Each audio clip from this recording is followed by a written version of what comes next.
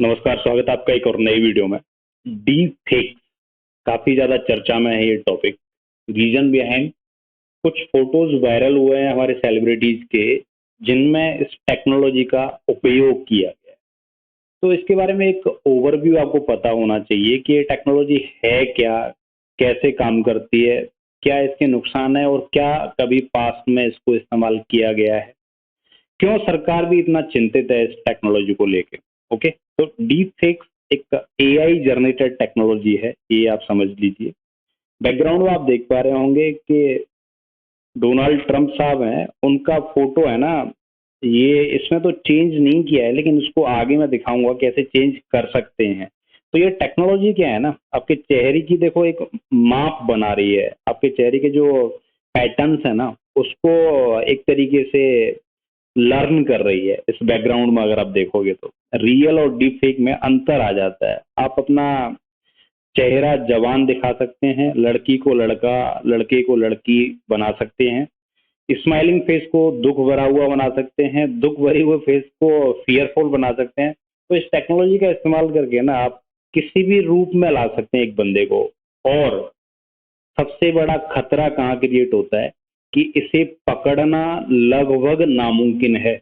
Yes, ये इतना अच्छे तरीके से चेहरे को पढ़ के, इमोशंस को पढ़ के उसे दोबारा से उकेर देती है ये टेक्नोलॉजी कि उसे समझना बहुत मुश्किल है कि ये रियल है या फेक है। इसलिए इसको सिर्फ फेक नहीं बोला, इसको डीप फेक बोला है। मतलब इतना ज्यादा फेक है कि पकड़ना ऑलमोस्ट नामुमकिन है। ओके, तो how does deep fake technology work? ये है देखो, एक जनरेटिव एडवर्सियल नेटवर्क गेन, एक नेटवर्क है जो एआई ड्रिवन सॉफ्टवेयर का इस्तेमाल करता है। आपके चेहरे फेशियल पैटर्न्स को ये स्टडी करता है मशीन लर्निंग के थ्रू। उस लर्निंग के बाद में आपके जो एनालिसिस है ना चेहरे के, उसके बाद में ऐसे ही एक पिक्चर क्रिएट कर देता है, सेम टू सेम जिस रूप में आप देखना चाहते हो। जो कमांड आप देते हो, स्माइलिंग फेस, तो नॉर्मल फेस से स्माइलिंग बना देगा। आप बोलते हो कि 80 साल का बना दो 20 साल के बंदे को, तो 80 साल का बना देगा। और the observation that he has studied, this technology has studied और बीन थ्रू ना, कमाल का आउटपुट है इसका। मतलब it's unbelievable. You yourself many of the times can not visualize कि ये मेरा ही फोटो है। ठीक है, जैसे एक एग्जांपल देखिए आप इसका। डोनाल्ड ट्रंप साहब इधर बोल रहे हैं ना लेफ्ट में, मेरे लेफ्ट में, ठीक है। तो इसमें ये रियल है, लेकिन इधर क्या है, इस टेक्नोलॉजी का यूज करके इसको फेक बना दिया गया है। ये चेहरा ही बदल गया है, इनका बाल बाल वही है, नाक आंख और यहाँ से ये चेहरा बदल गया है। अब ये मतलब पहचानना बहुत मुश्किल है कि ये फोटो है, मॉर्फ्ड फोटो है। मॉर्फ्ड मतलब इसको दूसरी तरीके से जनरेट किया गया है, नकली फोटो है। ठीक है, तो वीडियोस बनाए जा सकते हैं इसकी मदद से, फोटोज भी क्रिएट किए जा सकते हैं, जीआईएफ जो एक है वो बनाए जा सकते हैं जो आप देख रहे हो अभी। लेकिन पहचानना बहुत मुश्किल है, इसलिए इसके जो दुरुपयोग है ना वो बहुत ज्यादा है। सदुपयोग हैं लेकिन काफी कम है। समटाइम्स अम्यूजमेंट के लिए, एंजॉयमेंट के लिए, एंटरटेनमेंट के लिए ठीक है, लेकिन इसके जो दुरुपयोग है ना वो ज्यादा है, बहुत ज्यादा है। तो आप देख पा रहे होंगे दोनों चेहरों में ना सेम भाषण दे रहे हैं, लेकिन बंदा का जो शक्ल है वो बदल गया है। और पकड़ना, इसको पहचानना बहुत मुश्किल है, ये कैसे हुआ, ये रियल है कि नहीं है, या फिर नकली है क्या है, नकली है क्या, ये सवाल अगर इस पर आप करोगे सेकंड फोटो पे ना, तो आप पहचान नहीं पाओगे। वो लगेगा कि नहीं ये ओरिजिनल ही है। तो ये डीप फेक टेक्नोलॉजी का इस्तेमाल करके ये बनाया गया। आगे टॉम क्रूज का फोटो देख लीजिए। ये ऐसा बंदा है, इसने अपने आप को टॉम क्रूज, हाँ ठीक है थोड़ा थोड़ा दिखता है, लेकिन पूरा ही बना दिया टॉम क्रूज अपने आप को। समझ रहे हो आप? इस टेक्नोलॉजी का इस्तेमाल करके डीप फेक का ये रिजल्ट है। बहुत सारे सॉफ्टवेयर अवेलेबल है मार्केट में, नाम नहीं बताऊंगा मैं आपको। तो उसकी मदद से आप ये कन्वर्ट करके बना सकते हो। तो ये एंटरटेनमेंट ठीक है, यहाँ तक ठीक है चलो। लेकिन आगे अगर आप कहीं सीरियसली यूज कर रहे हो किसी को बदनाम करने के लिए, किसी को डिफेम करने के लिए, गलत खबर फैलाने के लिए, तो काफी नुकसानदायक है ये। देखो, ये आप देख पा रहे होंगे डीप फेक की टेक्नोलॉजी का इस्तेमाल करके, इसमें एक्सप्रेशंस देखिए, एक ही बंदा है लेकिन थोड़ा थोड़ा अंतर देखो कैसे कैसे क्रिएट किया है। और यू कैन नॉट बिलीव के मतलब अंतर आपको दिख रहा है ना कि ये नकली फोटो है। इसको नकली कौन बोल सकता है यार? नकली तो नहीं है, ओरिजिनल है ना। ऐसा लग रहा है कि ये बिल्कुल ओरिजिनल, इस टाइप का बंदा एग्जिस्ट करता है। ये जो है एग्जिस्ट करता है, अपने आप में ओरिजिनल बंदे हैं, लेकिन इसमें हो सकता है ओरिजिनल ये हो, ये हो। लेकिन ये पहचानना कि इसमें एआई जनरेटेड कौन सा है, इट्स इम्पॉसिबल। सारे रियल ही लग रहे हैं।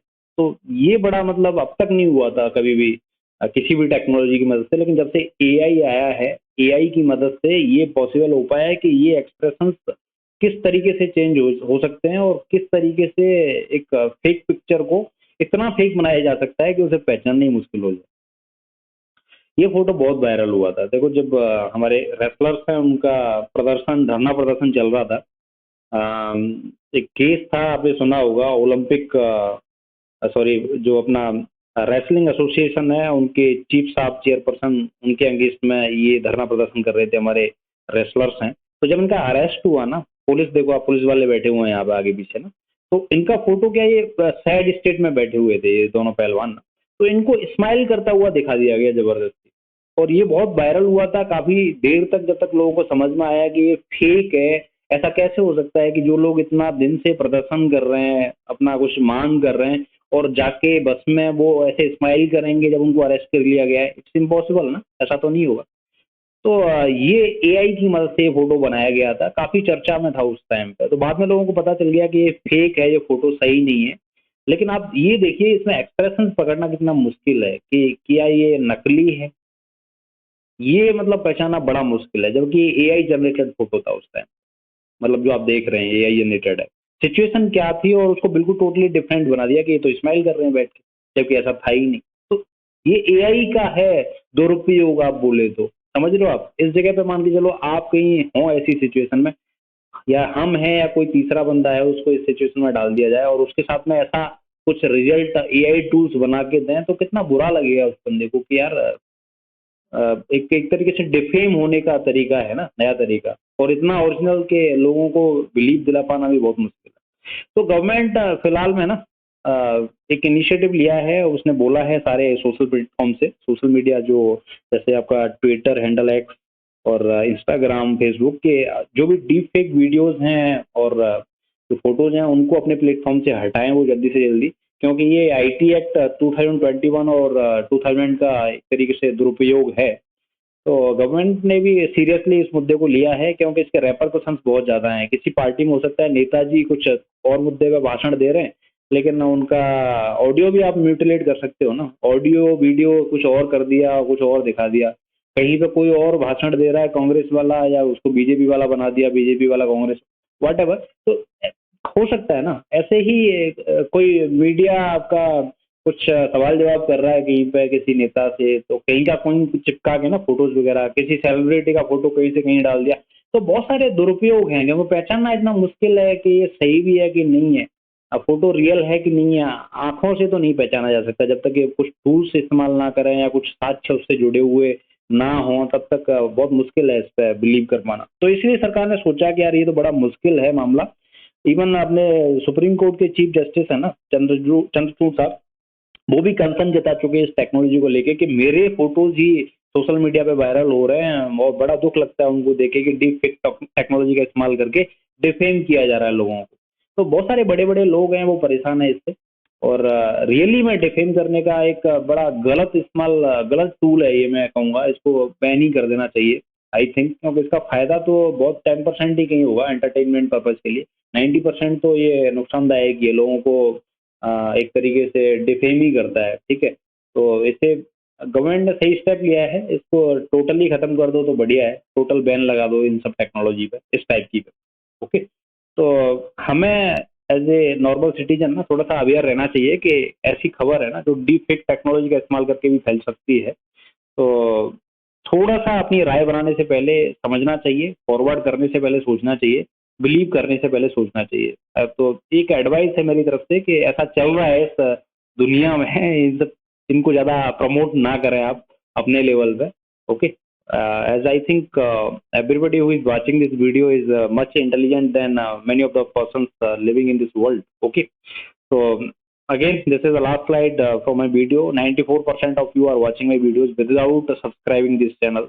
Kindly, if you want to get updates related to such type of videos or knowledgeable content regularly, so please do subscribe this channel, Scoremate KV. So thanks for watching. Jai Hind.